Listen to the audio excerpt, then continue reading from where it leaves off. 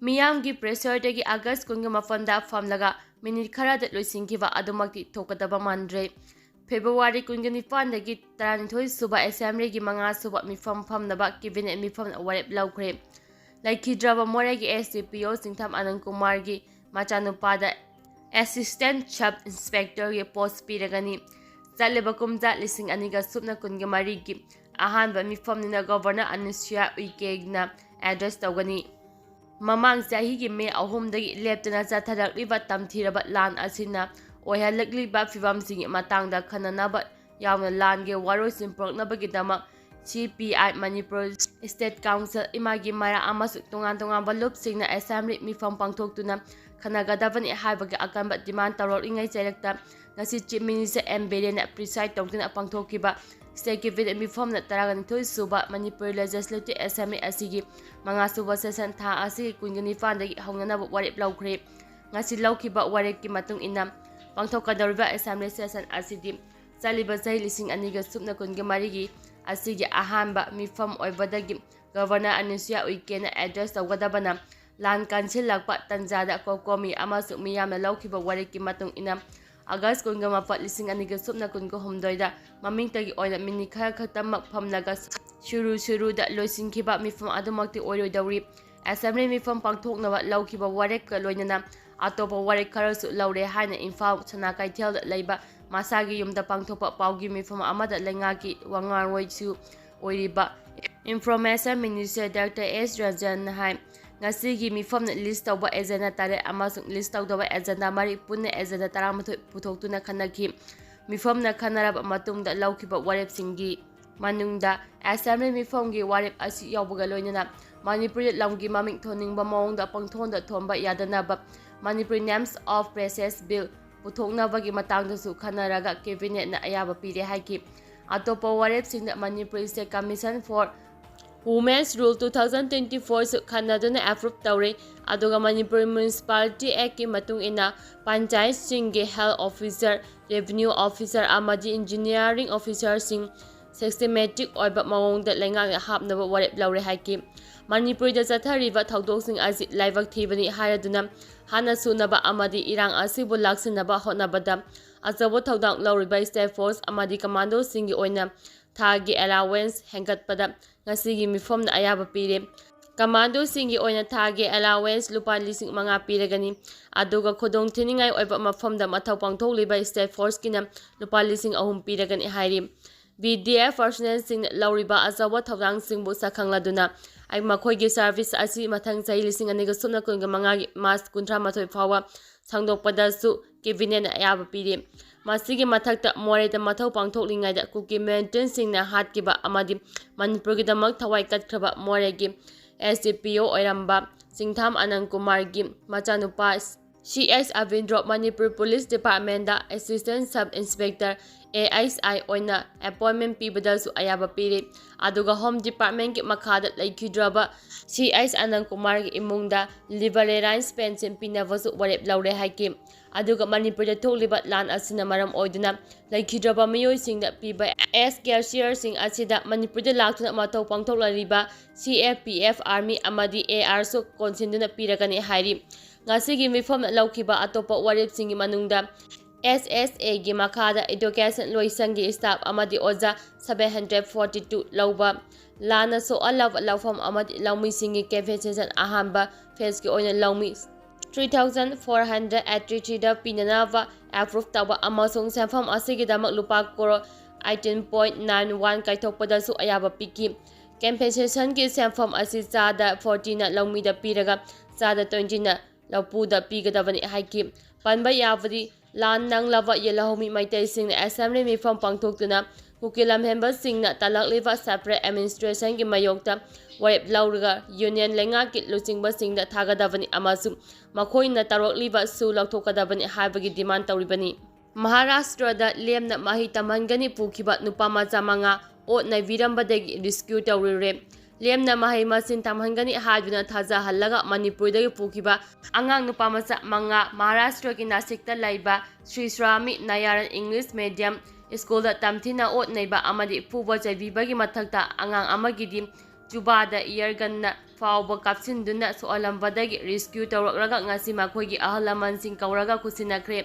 ꯆꯍꯤ ꯅꯧꯔꯤꯕ ꯅꯨꯄꯥ ꯃꯆꯥꯁꯤꯡ ꯑꯁꯤ ꯃꯅꯤꯄꯨꯔ ꯂꯩꯉꯥꯛꯀꯤ ꯁꯣꯁꯤꯌꯦꯜ ꯋꯦꯜꯐꯦꯌꯔ ꯗꯤꯄꯥꯔꯠꯃꯦꯟꯠꯀꯤ ꯑꯣꯐꯤꯁꯔꯁꯤꯡꯅ ꯔꯤꯁꯀ꯭ꯌꯨ ꯇꯧꯔꯨꯕꯅꯤ꯫ ꯊꯧꯗꯣꯛ ꯑꯁꯤꯒꯤ ꯃꯇꯥꯡꯗ ꯉꯁꯤ ꯂꯣꯏꯁꯪ ꯑꯁꯤꯒꯤ ꯗꯥꯏꯔꯦꯛꯇꯔ ꯖꯤ ꯎꯠꯇꯝꯅ ꯍꯥꯏ ꯃꯃꯥꯡ ꯊꯥꯒꯤ 15ꯗ ꯑꯉꯥꯡ ꯄꯤꯕꯤꯔꯛꯅꯕ ꯍꯥꯏꯖꯈꯤꯕꯒꯤ ꯃꯇꯨꯡ ꯏꯟꯅ ꯑꯉꯥꯡꯁꯤꯡ ꯑꯁꯤ ꯁ꯭ꯀꯨꯜ ꯑꯁꯤꯗꯒꯤ ꯊꯥ ꯑꯁꯤꯒꯤ 3ꯗ ꯗꯤꯁꯇ꯭ꯔꯤꯛ ꯆꯥꯏꯜ ꯄ꯭ꯔꯣꯇꯦꯛꯁꯟ ꯌꯨꯅꯤꯠ ꯅꯥꯁꯤꯛꯅ ꯔꯤꯁꯀ꯭ꯌꯨ ꯇꯧꯔꯒ ꯃꯐꯝ ꯑꯗꯨꯒꯤ ꯆꯥꯏꯜ ꯋꯦꯜꯐꯦꯌꯔ ꯀꯃꯤꯇꯤꯅ ꯔꯤꯄꯣꯔꯠ ꯇꯧꯔꯛꯈꯤꯕꯅꯤ꯫ ꯃꯁꯤꯒꯤ ꯃꯇꯨꯡꯗ ꯃꯅꯤꯄꯨꯔꯗꯒꯤ ꯂꯣꯏꯁꯪ ꯑꯁꯤꯒꯤ deputy director general programme K ꯁꯔꯣꯖꯥꯅ ꯂꯨꯆꯤꯡꯗꯨꯅ ꯄ꯭ꯔꯣꯒ꯭ꯔꯥꯝ ꯑꯣꯐꯤꯁꯔ ꯃꯥꯂꯥ ꯂꯤꯝꯁ, ꯏꯝꯐꯥꯜ ꯋꯦꯁꯀꯤ child protection officer Y Indramani ꯑꯃꯗꯤ Bishnupur child protection officer Nandashyam ꯌꯥꯎꯅ ꯆꯠꯂꯒ ꯑꯉꯥꯡꯁꯤꯡ ꯑꯁꯤꯕꯨ ꯇꯦꯛꯇ ꯀꯥꯏꯗꯅ ꯄꯨꯊꯣꯛꯂꯛꯂꯒ ꯉꯁꯤ ꯅꯨꯡꯊꯤꯜ ꯏꯝꯐꯥꯜ ꯌꯧꯔꯛꯈꯤꯕꯅꯤ ꯍꯥꯏꯔꯤ꯫ ꯃꯁꯥꯒꯤ ꯆꯍꯤ 8ꯇꯒꯤ 15 ꯐꯥꯎꯕꯒꯤ ꯑꯉꯥꯡ 5ꯒꯤ ꯃꯅꯨꯡꯗ ꯑꯃꯗꯤ ꯆꯨꯕꯥꯗ ꯏꯌꯔ ꯒꯟꯅ ꯀꯥꯞꯄꯗ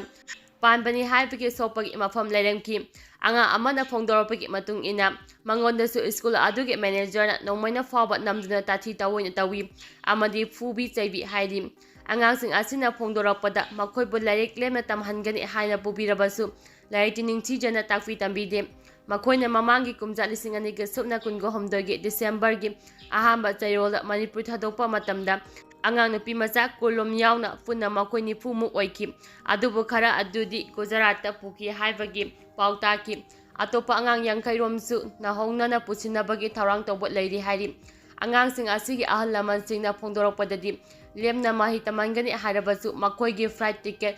ꯀꯛꯅꯅꯕ ꯍꯥꯏꯗꯨꯅ ꯂꯨꯄꯥ 12,ꯗꯒꯤꯅ 15 ꯐꯥꯎꯕ ꯂꯧꯈꯤ ꯍꯥꯏꯔꯤ꯫ ꯍꯤꯔꯝ ꯑꯁꯤꯒꯤ ꯃꯇꯥꯡꯗ ꯁꯣꯁꯤꯌꯦꯜ ꯋꯦꯜꯐꯦꯌꯔ ꯂꯣꯏꯁꯪꯒꯤ ꯗꯥꯏꯔꯦꯛꯇꯔꯗ ꯍꯪꯕꯗꯗꯤ ꯃꯍꯥꯔꯥꯁꯇ꯭ꯔꯒꯤ ꯁꯣꯁꯤꯌꯦꯜ ꯋꯦꯜꯐꯦꯌꯔ ꯗꯤꯄꯥꯔꯠꯃꯦꯟꯠꯅꯁꯨ ꯊꯧꯗꯣꯛ ꯑꯁꯤꯒꯤ ꯃꯇꯥꯡꯗ ꯍꯛꯆꯤꯟꯅ ꯂꯧꯕꯒ ꯂꯣꯏꯅꯅ ꯆꯦꯟꯅꯕꯁꯤꯡꯒꯤ ꯃꯔꯝꯗ ꯀꯨꯞꯅ ꯊꯤꯖꯤꯜꯂꯤ꯫ ꯑꯉꯥꯡꯁꯤꯡ ꯑꯣꯏꯔꯤꯕꯅꯤꯅ ꯖꯨꯚꯦꯅꯥꯏꯜ ꯖꯁꯇꯤꯁ ꯑꯦꯛꯠꯀꯤ ꯃꯈꯥꯗ ꯂꯧꯈꯠꯐꯝ ꯊꯣꯛꯄ ꯊꯕꯛꯁꯤꯡ ꯂꯧꯈꯠꯀꯅꯤ꯫ ꯍꯧꯖꯤꯛꯃꯛꯀꯤ ꯑꯣꯏꯅꯗꯤ ꯀꯃꯦꯟꯠ ꯄꯤꯕ ꯆꯨꯝꯗ꯭ꯔꯤ ꯍꯥꯏꯔꯛꯈꯤ꯫ ꯃꯍꯥꯛꯅ ꯃꯈꯥ ꯇꯥꯅ ꯍꯥꯏ ꯃꯃꯥ ꯃꯄꯥꯁꯤꯡꯅ ꯀꯔꯤꯒꯨꯝꯕ ꯃꯤꯑꯣꯏ ꯑꯃꯅ ꯑꯍꯥꯡꯕ ꯆꯦꯕꯥꯡ ꯑꯃꯗ ꯈꯨꯌꯦꯛ ꯄꯤꯅꯕ ꯍꯥꯏꯔꯕꯁꯨ ꯄꯤꯒꯅꯨ꯫ ꯀꯔꯤꯒꯨꯝꯕ ꯋꯥꯔꯣꯜ ꯈꯔ ꯌꯥꯎꯕ ꯆꯦ ꯑꯃꯗ ꯈꯨꯌꯦꯛ ꯄꯤꯌꯨ ꯍꯥꯏꯔꯕꯁꯨ ꯋꯥꯔꯣꯜꯁꯤꯡ ꯑꯗꯨ ꯃꯃꯨꯠ ꯇꯥꯅ ꯈꯪꯗꯨꯅ ꯄꯤꯕꯤꯒꯅꯨ꯫ ꯊꯧꯑꯣꯡ ꯑꯁꯤꯅ ꯇꯨꯡꯗ ꯌꯥꯝꯅ ꯈꯨꯗꯣꯡꯊꯤꯅꯤꯡꯉꯥꯏ ꯑꯣꯏꯔꯛꯀꯅꯤ꯫ ꯂꯦꯝꯅ ꯃꯍꯩ ꯃꯁꯤꯡ ꯇꯝꯍꯟꯒꯦ ꯅꯠꯇ꯭ꯔꯒ ꯊꯕꯛ ꯇꯧꯍꯟꯒꯦ ꯍꯥꯏꯔꯛꯄ ꯃꯇꯝꯗꯁꯨ ꯃꯈꯣꯏꯅ ꯍꯥꯏꯔꯛꯂꯤꯕ ꯃꯐꯝꯅꯆꯤꯡꯕ ꯂꯣꯏꯁꯪ ꯑꯁꯤꯒ ꯍꯥꯟꯅ ꯇꯥꯟꯅꯗꯨꯅ ꯀꯌꯥꯝ ꯆꯨꯝꯕꯅꯣ ꯍꯥꯏꯕꯗꯨ ꯈꯪꯗꯣꯛꯄꯤꯌꯨ ꯍꯥꯏꯅ ꯑꯄꯤꯜ ꯇꯧꯔꯛꯈꯤ꯫ ꯁꯨꯄ꯭ꯔꯤꯝ ꯀꯣꯔꯠꯅ ꯀꯨꯝꯖꯥ 2010ꯒꯤ ꯁꯦꯞꯇꯦꯝꯕꯔ 1ꯗ ꯄꯤꯈꯤꯕ ꯖꯖꯃꯦꯟꯠ ꯑꯃꯒꯤ ꯃꯇꯨꯡ ꯏꯟꯅ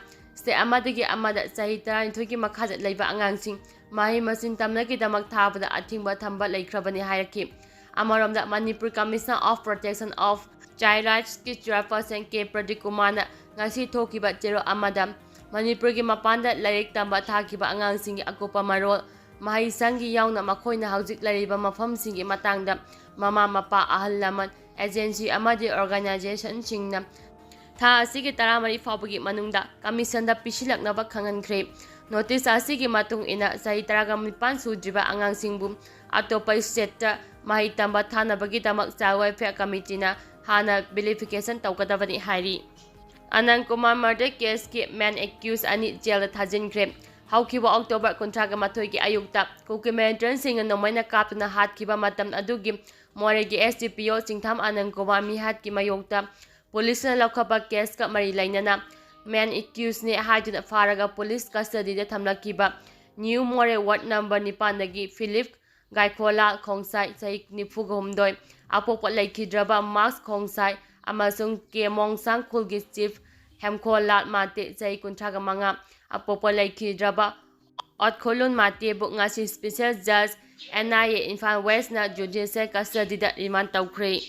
ꯀꯨꯀꯤ MLAꯁꯤꯡ ꯔꯤꯖꯥꯏꯟ ꯇꯧꯒꯗꯕꯅꯤ꯫ ꯀꯨꯀꯤ MP ꯇꯦꯡꯅꯧꯄꯜ ꯗꯤꯁꯇ꯭ꯔꯤꯛꯅ ꯁꯤꯟꯗꯨꯅ ꯉꯁꯤ ꯄꯕ꯭ꯂꯤꯛ ꯀꯟꯁꯜꯇꯦꯁꯟ ꯃꯤꯇꯤꯡ ꯑꯃ ꯄꯥꯡꯊꯣꯛꯈꯤꯕꯒ ꯂꯣꯏꯅꯅ ꯏꯟꯗꯤꯌꯥ ꯒꯚꯔꯟꯃꯦꯟꯠ ꯐ꯭ꯔꯤ ꯃꯨꯚꯃꯦꯟꯠ ꯔꯤꯖꯤꯝ ꯀꯛꯊꯠꯄꯒ ꯂꯣꯏꯅꯅ ꯕꯣꯔꯗꯔ ꯐꯦꯟꯁꯤꯡ ꯇꯧꯅꯕ ꯋꯥꯔꯦꯞ ꯂꯧꯔꯤꯕ ꯑꯁꯤ ꯌꯥꯅꯤꯡꯗꯦ꯫ ꯇꯉꯥꯏ ꯐꯗ꯭ꯔꯕꯗꯤ ꯀꯨꯀꯤ ꯖꯣꯟ ꯑꯦꯂꯦꯛꯇꯦꯗ ꯔꯤꯄ꯭ꯔꯖꯦꯟꯇꯦꯇꯤꯚꯁꯤꯡ ꯔꯤꯖꯥꯏꯟ ꯇꯧꯒꯗꯕꯅꯤ ꯍꯥꯏꯕ ꯌꯥꯎꯅ ꯋꯥꯔꯦꯞ ꯀꯌꯥ ꯂꯧꯈ꯭ꯔꯦ꯫ ꯃꯤꯐꯝ ꯑꯗꯨꯒꯤ ꯃꯣꯗꯦꯔꯦꯇꯔ ꯀꯦ ꯍꯧꯀꯤꯞꯅ ꯊꯥꯗꯣꯔꯛꯄ ꯗꯤꯀ꯭ꯂꯥꯔꯦꯁꯟ ꯑꯃꯅ ꯍꯥꯏ ꯀꯨꯀꯤ MP ꯇꯦꯡꯅꯧꯄꯜ ꯗꯤꯁꯇ꯭ꯔꯤꯛꯅ ꯁꯤꯟꯗꯨꯅ ꯋꯦ ꯐꯣꯔꯗꯔ of Kuki Zo people of Tengnoupal district ꯍꯥꯏꯕ ꯄꯕ꯭ꯂꯤꯛ ꯀꯟꯁꯜꯇꯦꯁꯟ ꯃꯤꯇꯤꯡ ꯑꯃ ꯉꯁꯤ ꯄꯥꯡꯊꯣꯛꯈ꯭ꯔꯦ꯫ ꯃꯤꯐꯝ ꯑꯗꯨꯗ ꯁꯤꯚꯤꯜ ꯁꯣꯁꯥꯏꯇꯤ ꯑꯣꯔꯒꯅꯥꯏꯖꯦꯁꯟ ꯀꯌꯥꯒꯤ ꯂꯨꯆꯤꯡꯕꯁꯤꯡ, ꯇ꯭ꯔꯥꯏꯕꯦꯜ ꯂꯨꯆꯤꯡꯕꯁꯤꯡ, ꯑꯦꯛꯁ ꯁꯔꯚꯤꯁꯃꯦꯟ, ꯏꯟꯇꯦꯂꯦꯛꯆꯨꯑꯦꯜꯁꯤꯡꯅ ꯁꯔꯨꯛ ꯌꯥꯈꯤ꯫ ꯃꯤꯐꯝ ꯑꯗꯨꯗ ꯄꯣꯏꯟꯠ 6 ꯋꯥꯔꯦꯞ ꯂꯧꯈꯤ꯫ ꯋꯥꯔꯦꯞꯁꯤꯡ ꯑꯗꯨꯗꯤ ꯇꯦꯡꯅꯧꯄꯜ ꯗꯤꯁꯇ꯭ꯔꯤꯛꯇ ꯂꯩꯔꯤꯕ ꯀꯨꯀꯤ ꯖꯣ ꯄꯤꯄꯜꯁꯤꯡꯅ ꯃꯁꯥꯒꯤ ꯂꯝ ꯉꯥꯛꯅꯕ ꯆꯞ ꯆꯥꯅ ꯊꯦꯡꯅꯕ, ꯃꯩꯇꯩ ꯁ꯭ꯇꯦꯠ ꯐꯣꯔꯁ (CDO)ꯁꯤꯡꯕꯨ ꯀꯨꯀꯤꯒꯤ ꯂꯝꯗꯒꯤ ꯂꯧꯊꯣꯛꯍꯟꯕ, ꯏꯟꯗꯤꯌꯥ ꯒꯣꯚꯔꯟꯃꯦꯟꯠꯅ ꯐ꯭ꯔꯤ ꯃꯨꯚꯃꯦꯟꯠ ꯔꯤꯖꯤꯝ ꯀꯛꯊꯠꯈꯤꯕ ꯑꯁꯤ ꯌꯥꯅꯤꯡꯗꯦ꯫ ꯏꯟꯗꯣ-ꯃ꯭ꯌꯥꯟꯃꯥꯔ ꯕꯣꯔꯗꯔ ꯐꯦꯟꯁꯤꯡ ꯈꯥꯕꯒꯤ ꯊꯕꯛ ꯑꯁꯤꯁꯨ ꯀꯨꯀꯤ ꯖꯣ ꯄꯤꯄꯜꯁꯤꯡꯅ ꯌꯥꯅꯤꯡꯗꯦ꯫ ꯀꯨꯀꯤ ꯖꯣ ꯄꯤꯄꯜꯁꯤꯡꯒꯤ ꯂꯦꯖꯤꯁꯂꯦꯆꯔ ꯑꯣꯏꯅ ꯌꯨꯅꯤꯌꯟ ꯇꯦꯔꯤꯇꯣꯔꯤꯒꯤ ꯃꯑꯣꯡꯗ ꯁꯦꯄꯔꯦꯠ ꯑꯦꯗꯃꯤꯅꯤꯁꯇ꯭ꯔꯦꯁꯟꯒꯤ ꯗꯤꯃꯥꯟꯗ ꯇꯧꯔꯤꯕ ꯑꯁꯤ ꯁꯄꯣꯔꯠ ꯇꯧꯏ꯫ ꯃꯩꯇꯩ ꯑꯦꯔꯤꯌꯥ ꯑꯃꯗꯤ ꯀꯨꯀꯤꯒꯤ ꯂꯝꯒꯤ ꯃꯔꯛꯇ ꯏꯟꯗꯤꯌꯥ ꯒꯣꯚꯔꯟꯃꯦꯟꯠꯅ ꯕꯐꯔ ꯖꯣꯟ ꯁꯦꯝꯂꯤꯕ ꯑꯁꯤ ꯔꯦꯁꯄꯦꯛ ꯇꯧꯏ꯫ ꯇꯉꯥꯏꯐꯗꯕ ꯂꯥꯛꯂꯕꯗꯤ ꯀꯨꯀꯤ ꯖꯣꯒꯤ ꯑꯦꯂꯦꯛꯇꯦꯗ ꯔꯤꯄ꯭ꯔꯖꯦꯟꯇꯦꯇꯤꯕꯁꯤꯡ ꯔꯤꯖꯥꯏꯟ ꯇꯧꯒꯗꯕꯅꯤ ꯍꯥꯏꯕ ꯑꯁꯤꯅꯤ꯫ ꯀꯨꯀꯤꯁꯤꯡꯒꯤ ꯁꯦꯄꯔꯦꯠ ꯑꯦꯗꯃꯤꯅꯤꯁꯇ꯭ꯔꯦꯁꯟꯒꯤ ꯗꯤꯃꯥꯟꯗ, ꯆꯨꯔꯆꯥꯟꯄꯨꯔ ꯀꯣꯂꯦꯖꯄꯨ ꯑꯣꯇꯣꯅꯣꯃꯁ ꯁ꯭ꯇꯥꯐ ꯄꯤꯕꯒꯤ ꯅꯣꯇꯤꯐꯤꯀꯦꯁꯟ ꯊꯣꯛꯅꯕ UGCꯅ ꯈꯪꯍꯜꯂꯛꯈ꯭ꯔꯦ꯫ ꯍꯧꯈꯤꯕ ꯀꯨꯝꯖꯥ 2023ꯒꯤ ꯃꯦ 3ꯗꯒꯤ ꯊꯣꯛꯈꯤꯕ ꯃꯩꯇꯩ ꯑꯃꯁꯨꯡ ꯀꯨꯀꯤꯒꯤ ꯀꯥꯡꯂꯨꯞꯀꯤ ꯏꯔꯥꯡ ꯃꯔꯛ ꯑꯁꯤꯗ ꯀꯨꯀꯤꯁꯤꯡꯅ ꯇꯣꯈꯥꯏꯕ ꯑꯦꯗꯃꯤꯅꯤꯁꯇ꯭ꯔꯦꯁꯟ ꯄꯤꯅꯅꯕ ꯑꯀꯟꯕ ꯗꯤꯃꯥꯟꯗ ꯇꯧꯗꯨꯅ ꯂꯩꯔꯤꯉꯩ ꯆꯩꯔꯛ ꯑꯁꯤꯗ ꯌꯨꯅꯤꯚꯔꯁꯤꯇꯤꯗ ꯑꯦꯐꯤꯂꯤꯌꯦꯠ ꯇꯧꯗꯨꯅ ꯂꯩꯔꯝꯕ ꯆꯨꯔꯆꯥꯟꯄꯨꯔ ꯀꯣꯂꯦꯖꯄꯨ ꯑꯣꯇꯣꯅꯣꯃꯁ ꯁ꯭ꯇꯥꯐ ꯄꯤꯕꯒꯤ ꯅꯣꯇꯤꯐꯤꯀꯦꯁꯟ ꯊꯣꯛꯅꯅꯕ UGCꯅ ꯃꯅꯤꯄꯨꯔ ꯌꯨꯅꯤꯚꯔꯁꯤꯇꯤꯗ ꯈꯪꯍꯜꯂꯛꯈ꯭ꯔꯦ꯫ ꯀꯨꯀꯤꯁꯤꯡꯅ ꯅꯝꯅ ꯇꯥꯕ ꯃꯐꯝꯁꯤꯡꯗ ꯂꯩꯔꯤꯕ ꯏꯟꯁꯇꯤꯇ꯭ꯌꯨꯁꯟꯁꯤꯡꯗ ꯑꯣꯇꯣꯅꯣꯃꯁ ꯁ꯭ꯇꯥꯐ ꯄꯤꯔꯛꯂꯤꯕ ꯑꯁꯤ ꯃꯈꯣꯏꯒꯤ ꯁꯦꯄꯔꯦꯠ ꯑꯦꯗꯃꯤꯅꯤꯁꯇ꯭ꯔꯦꯁꯟꯒꯤ ꯗꯤꯃꯥꯟꯗ ꯑꯗꯨꯒꯤ ꯁꯔꯨꯛ ꯑꯃ ꯑꯣꯏꯔꯝꯒꯗ꯭ꯔꯥ ꯍꯥꯏꯅ ꯃꯤꯌꯥꯝꯗ ꯃꯤꯄꯥꯏꯕ ꯄꯣꯛꯅꯔꯦ꯫ ꯍꯤꯔꯝ ꯑꯁꯤꯒꯤ ꯃꯇꯥꯡꯗ ꯏꯟꯗꯤꯌꯥ ꯒꯣꯚꯔꯟꯃꯦꯟꯠꯀꯤ ꯃꯤꯅꯤꯁꯇ꯭ꯔꯤ ꯑꯣꯐ ꯏꯗꯨꯀꯦꯁꯟꯒꯤ ꯗꯤꯄꯨꯇꯤ ꯁꯦꯀ꯭ꯔꯦꯇꯔꯤ ꯗꯥꯛꯇꯔ ꯒꯣꯄꯤꯆꯥꯟꯗ ꯅꯦꯍꯔꯨꯒꯨꯅ ꯈꯨꯌꯦꯛ ꯄꯤꯗꯨꯅ ꯃꯅꯤꯄꯨꯔ ꯌꯨꯅꯤꯚꯔꯁꯤꯇꯤ ꯔꯦꯖꯤꯁꯇ꯭ꯔꯥꯔꯗ January 18ꯗ ꯊꯥꯔꯛꯈꯤꯕ ꯆꯦꯔꯣꯜ ꯑꯁꯤꯅ ꯍꯥꯏ꯫ ꯃꯅꯤꯄꯨꯔꯒꯤ ꯆꯨꯔꯆꯥꯟꯄꯨꯔ ꯗꯤꯁꯇ꯭ꯔꯤꯛꯀꯤ ꯗꯤꯁꯇ꯭ꯔꯤꯛ ꯍꯣꯁꯄꯤꯇꯥꯜ ꯃꯅꯥꯛꯇ ꯂꯩꯕ ꯆꯨꯔꯆꯥꯟꯄꯨꯔ ꯀꯣꯂꯦꯖ ꯑꯃꯗꯤ ꯑꯣꯇꯣꯅꯣꯃꯁ ꯁ꯭ꯇꯥꯐ ꯄꯤꯕꯤꯅꯕ ꯋꯥꯀꯠ ꯂꯥꯛꯈꯤꯕꯒꯤ ꯃꯇꯨꯡ ꯏꯟꯅ ꯆꯍꯤ ꯑꯁꯤꯒꯤ January 13ꯗ ꯄꯥꯡꯊꯣꯛꯈꯤꯕ ꯀꯝꯃꯤꯁꯟꯒꯤ ꯃꯤꯐꯝꯅ ꯀꯨꯞꯅ ꯈꯟꯅꯗꯨꯅ ꯍꯥꯏꯔꯤꯕ ꯀꯣꯂꯦꯖ ꯑꯁꯤꯕꯨ ꯆꯍꯤ 5ꯒꯤ ꯑꯣꯏꯅ ꯑꯣꯇꯣꯅꯣꯃꯁ ꯁ꯭ꯇꯥꯐ ꯄꯤꯅꯕ ꯋꯥꯔꯦꯞꯅꯔꯦ꯫ ꯂꯣꯏꯅꯅ ꯆꯠꯂꯤꯕ ꯑꯦꯀꯥꯗꯃꯤꯛ ꯏꯌꯔ 2024-25 ꯑꯁꯤꯗꯒꯤ ꯍꯧꯔꯒ 2028-29 ꯐꯥꯎꯕ ꯆꯍꯤ 5ꯒꯤ ꯑꯣꯏꯅ ꯑꯣꯇꯣꯅꯣꯃꯁ ꯀꯣꯂꯦꯖ ꯑꯣꯏꯔꯒꯅꯤ꯫ ꯂꯣꯏꯅꯅ UGCꯒꯤ ꯀ꯭ꯂꯣꯖ 7.4ꯒꯤ ꯃꯇꯨꯡ ꯏꯟꯅ ꯀꯣꯂꯦꯖ ꯑꯁꯤꯒꯤ ꯃꯦꯟꯇꯦꯅꯦꯟꯁꯅꯆꯤꯡꯕ ꯄꯨꯝꯅꯃꯛ ꯃꯁꯥꯅ ꯇꯧꯖꯒꯗꯕꯅꯤ꯫ ꯃꯔꯝ ꯑꯁꯤꯅ ꯀꯣꯂꯦꯖ ꯑꯁꯤꯕꯨ ꯑꯣꯇꯣꯅꯣꯃꯁ ꯁ꯭ꯇꯥꯐ ꯄꯤꯕꯒꯤ ꯅꯣꯇꯤꯐꯤꯀꯦꯁꯟ ꯑꯃ ꯃꯅꯤꯄꯨꯔ ꯌꯨꯅꯤꯚꯔꯁꯤꯇꯤꯅ ꯅꯨꯃꯤꯠ 50ꯅꯤꯒꯤ ꯃꯅꯨꯡꯗ ꯊꯣꯛꯀꯗꯕꯅꯤ꯫ ꯂꯣꯏꯅꯅ ꯅꯧꯅ ꯑꯣꯇꯣꯅꯣꯃꯁ ꯁ꯭ꯇꯥꯐ ꯐꯪꯂꯕ ꯀꯣꯂꯦꯖ ꯑꯁꯤꯅꯁꯨ UGCꯒꯤ ꯑꯣꯇꯣꯅꯣꯃꯁ ꯀꯣꯂꯦꯖ ꯑꯃꯅ ꯉꯥꯛꯅ ꯆꯠꯀꯗꯕ ꯀꯥꯡꯂꯣꯟ ꯈꯨꯗꯤꯡꯃꯛ ꯉꯥꯛꯀꯗꯕꯅꯤ꯫ ꯍꯥꯏꯔꯤꯕ ꯀꯥꯡꯂꯣꯟꯁꯤꯡ ꯑꯁꯤ UGCꯒꯤ ꯋꯦꯕꯁꯥꯏꯠꯇꯒꯤ ꯌꯦꯡꯕ ꯌꯥꯒꯅꯤ꯫ ꯀꯔꯤꯒꯨꯝꯕ ꯑꯣꯇꯣꯅꯣꯃꯁ ꯁ꯭ꯇꯥꯐ ꯑꯁꯤ ꯃꯈꯥ ꯇꯥꯅ ꯁꯥꯡꯗꯣꯛꯅꯤꯡꯕ ꯂꯩꯔꯕꯁꯨ ꯃꯇꯝ ꯂꯣꯏꯒꯗꯕ ꯊꯥ 3ꯒꯤ ꯃꯥꯡꯖꯧꯅꯅ ꯑꯦꯄ꯭ꯂꯤꯀꯦꯁꯟ ꯊꯥꯖꯤꯜꯂꯛꯀꯗꯕꯅꯤ ꯍꯥꯏꯅꯁꯨ ꯆꯦꯔꯣꯜ ꯑꯁꯤꯅ ꯃꯈꯥ ꯇꯥꯔꯤ꯫ ꯆꯍꯤꯁꯤꯗꯒꯤ ꯍꯦꯂꯤꯀꯣꯞꯇꯔ ꯁꯔꯚꯤꯁ ꯃꯁꯤꯡ ꯍꯦꯟꯒꯠꯍꯟꯒꯗꯧꯔꯤ꯫ ꯃꯤꯅꯤꯁꯇ꯭ꯔꯤ ꯑꯣꯐ ꯁꯤꯚꯤꯜ ꯑꯦꯚꯤꯌꯦꯁꯟꯅ ꯍꯦꯂꯤꯀꯣꯞꯇꯔ 5 ꯁꯦꯝꯒꯠꯄꯗ ꯖꯤꯔꯤꯕꯥꯝ, ꯊꯥꯂꯣꯟ ꯑꯃꯗꯤ ꯄꯥꯔꯚꯨꯡꯒꯤꯗꯤ ꯂꯣꯏꯁꯤꯜꯂꯛꯂꯤ ꯑꯗꯨꯒ ꯃꯣꯔꯦ ꯑꯃꯗꯤ ꯇꯃꯦꯡꯂꯣꯡꯒꯤ ꯑꯣꯏꯅꯗꯤ ꯊꯕꯛ ꯄꯥꯏꯈꯠꯄ ꯉꯝꯗꯅ ꯂꯩꯔꯤ꯫ ꯍꯥꯟꯅ ꯍꯦꯂꯤꯀꯣꯞꯇꯔ ꯑꯃꯈꯛꯇꯃꯛ ꯄꯦꯁꯦꯟꯖꯔ ꯁꯔꯚꯤꯁ ꯇꯧꯔꯝꯕ ꯑꯗꯨ ꯍꯟꯗꯛ ꯆꯍꯤꯗꯒꯤꯗꯤ 2 ꯁꯨꯔꯕ ꯌꯥꯅ ꯂꯩꯔꯤ ꯍꯥꯏꯅ ꯁ꯭ꯇꯦꯠ ꯇ꯭ꯔꯥꯟꯁꯄꯣꯔꯠ ꯗꯤꯄꯥꯔꯠꯃꯦꯟꯠꯗꯒꯤ ꯐꯪꯕ ꯑꯣꯐꯤꯁꯤꯌꯦꯜ ꯑꯣꯏꯕ ꯄꯥꯎ ꯑꯃꯅ ꯐꯣꯡꯗꯣꯔꯛꯂꯤ꯫ ꯁ꯭ꯇꯦꯠ ꯒꯚꯔꯟꯃꯦꯟꯠꯀꯤ ꯁꯦꯌꯔ ꯑꯃꯠꯇ ꯌꯥꯎꯗꯅ ꯃꯤꯅꯤꯁꯇ꯭ꯔꯤ ꯑꯣꯐ ꯁꯤꯚꯤꯜ ꯑꯦꯚꯤꯌꯦꯁꯟꯅ ꯆꯥꯗ ꯆꯥꯝꯃ ꯄꯨꯊꯣꯛꯇꯨꯅ ꯁꯦꯝꯒꯠꯂꯛꯂꯤꯕ ꯍꯦꯂꯤꯄꯣꯠ 5 ꯑꯗꯨꯗꯤ ꯆꯨꯔꯆꯥꯟꯄꯨꯔ ꯗꯤꯁꯇ꯭ꯔꯤꯛꯀꯤ ꯊꯥꯂꯣꯟꯗ 1, ꯐꯥꯔꯖꯣꯟ ꯗꯤꯁꯇ꯭ꯔꯤꯛꯀꯤ ꯄꯥꯔꯚꯨꯡꯗ 1, ꯇꯦꯡꯅꯧꯄꯜ ꯗꯤꯁꯇ꯭ꯔꯤꯛꯀꯤ ꯃꯣꯔꯦꯗ 1, ꯑꯗꯨꯒ ꯇꯃꯦꯡꯂꯣꯡ ꯗꯤꯁꯇ꯭ꯔꯤꯛꯇ 1ꯅꯤ ꯍꯥꯏꯕ ꯋꯥꯐꯝ ꯐꯣꯡꯗꯣꯛꯂꯗꯨꯅ ꯄꯥꯎ ꯑꯁꯤꯅ ꯍꯥꯏ꯫ ꯍꯦꯂꯤꯄꯣꯠ 5 ꯑꯁꯤꯒꯤ ꯅꯧꯅ ꯁꯦꯝꯒꯠꯅꯕꯒꯤꯗꯃꯛ ꯃꯃꯥꯡ ꯆꯍꯤꯒꯤ ꯖꯨꯂꯥꯏ ꯊꯥꯗ ꯁ꯭ꯇꯦꯠ ꯇ꯭ꯔꯥꯟꯁꯄꯣꯔꯠ ꯗꯤꯄꯥꯔꯠꯃꯦꯟꯠꯅ ꯄꯨꯂꯤꯁ ꯍꯥꯎꯁꯤꯡ ꯀꯣꯔꯄꯣꯔꯦꯁꯟ ꯂꯤꯃꯤꯇꯦꯗꯇ ꯂꯨꯄꯥ ꯀ꯭ꯔꯣꯔ 12.24 ꯗꯤꯄꯣꯖꯤꯠ ꯇꯧꯈ꯭ꯔꯕꯅꯤ꯫ ꯃꯅꯤꯄꯨꯔ ꯄꯨꯂꯤꯁ ꯍꯥꯎꯁꯤꯡ ꯀꯣꯔꯄꯣꯔꯦꯁꯟꯅ ꯋꯥꯛ ꯑꯦꯖꯦꯟꯁꯤ ꯑꯣꯏꯗꯨꯅ ꯄꯥꯏꯈꯠꯂꯛꯄ ꯍꯦꯂꯤꯄꯦꯗ ꯁꯦꯝꯒꯠꯄꯒꯤ ꯊꯕꯛ ꯑꯁꯤ ꯃꯈꯥ ꯆꯠꯊꯔꯤ ꯍꯥꯏꯅꯁꯨ ꯄꯜꯂꯗꯨꯅ ꯄꯥꯎ ꯑꯁꯤꯅ ꯃꯈꯥ ꯇꯥꯅ ꯍꯥꯏ꯫ ꯍꯧꯖꯤꯛ ꯑꯣꯏꯔꯤꯕ ꯊꯕꯛ ꯄꯥꯏꯈꯠꯄꯒꯤ ꯄ꯭ꯔꯣꯒ꯭ꯔꯥꯝ ꯑꯁꯤ ꯄꯥꯔꯚꯨꯡꯒꯤ ꯑꯣꯏꯅ ꯆꯥꯗ 95, ꯊꯥꯏꯂꯣꯟꯒꯤ ꯑꯣꯏꯅ ꯆꯥꯗ 70, ꯖꯤꯔꯤꯕꯥꯝꯒꯤ ꯑꯣꯏꯅ ꯆꯥꯗ 92 ꯂꯣꯏꯁꯤꯜꯂꯛꯂꯤ꯫ ꯃꯣꯔꯦꯒꯤ ꯑꯣꯏꯅꯗꯤ SDPO ꯑꯅ ꯂꯩꯈꯤꯗꯕꯗꯒꯤ ꯆꯥꯗ 18 ꯈꯛ ꯊꯕꯛ ꯁꯨꯕ ꯍꯧꯔꯝꯂꯒ ꯊꯕꯛ ꯁꯨꯕ ꯂꯦꯞꯈ꯭ꯔꯦ꯫ ꯑꯗꯨꯒ ꯇꯃꯦꯡꯂꯣꯡ ꯗꯤꯁꯇ꯭ꯔꯤꯛꯀꯤꯗꯤ ꯐꯤꯜꯗ ꯁꯔꯚꯦ ꯂꯣꯏꯔꯒꯁꯨ ꯊꯕꯛ ꯃꯈꯥ ꯄꯥꯏꯈꯠꯄ ꯉꯝꯗꯅ ꯂꯩꯔꯤ꯫ ꯃꯩꯇꯩꯁꯤꯡꯒꯤ ꯒꯣꯔꯤꯂꯥ ꯋꯦꯜꯐꯤꯌꯔ ꯑꯦꯇꯦꯛꯇ ꯀꯨꯀꯤꯁꯤꯡ ꯑꯁꯤ ꯑꯅꯥ ꯌꯥꯎꯔꯦ, ꯁꯦꯟꯇꯔꯅ ꯃꯤꯠꯌꯦꯡ ꯆꯪꯕꯤꯌꯨ꯫ ꯐ꯭ꯔꯤ ꯃꯨꯚꯃꯦꯟꯠ ꯔꯤꯖꯤꯝ ꯀꯛꯊꯠꯄ ꯀꯝꯃ꯭ꯌꯨꯅꯤꯇꯤ ꯑꯃꯒꯤ ꯏꯟꯇꯔꯦꯁꯇ ꯅꯠꯇꯦ, ꯁꯦꯟꯇꯔꯅ ꯃꯇꯝ ꯁꯥꯡꯅꯗꯒꯤ ꯈꯟꯅꯗꯨꯅ ꯂꯥꯛꯂꯕ ꯏꯁꯨꯅꯤ꯫ MHA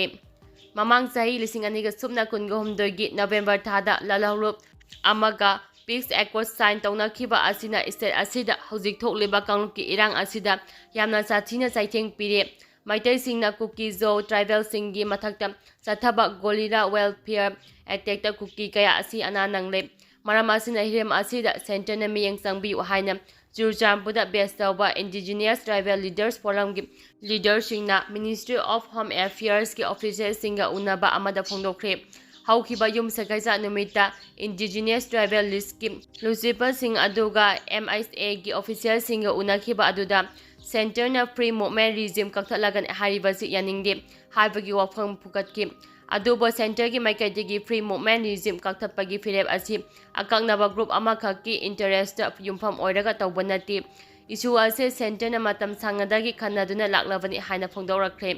indigenous tribal leaders forum ki kanguna khwadagi hen ningba karibasi Ministry of Home Affairs ki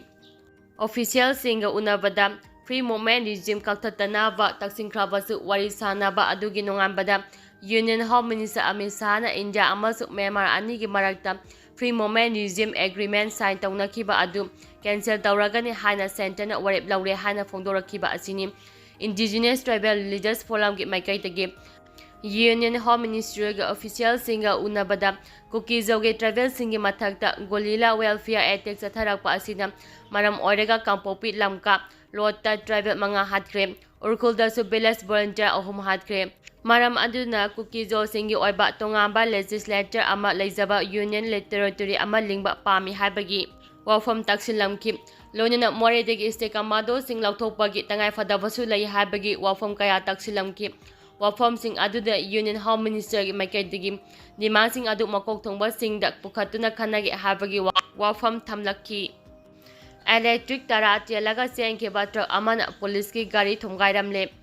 hydraulic excavator puraga lakpa truck amana jirebam bapupara area da electric wire sing chelaga pukhibagi gypsy ama lambi da phajillaga fananaba langthakpada gypsy adu thongairamlaga chenkhre thagdo adu ngarang numidang pung 10 makhairom tarakpa aduwaida thokibani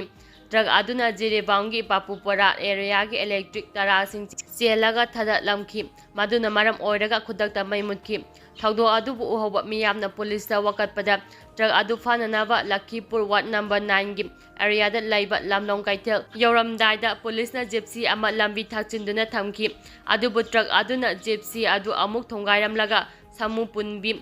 Golarthot Maikaida Tauraga Senki Police na Fighton Belas ki lambi machin dawaida truck adu amuk khambada su nantholaga chetki tungda truck adu Fighton Belas sangfam gi lambi machin adawaida hondoklamba thengnaki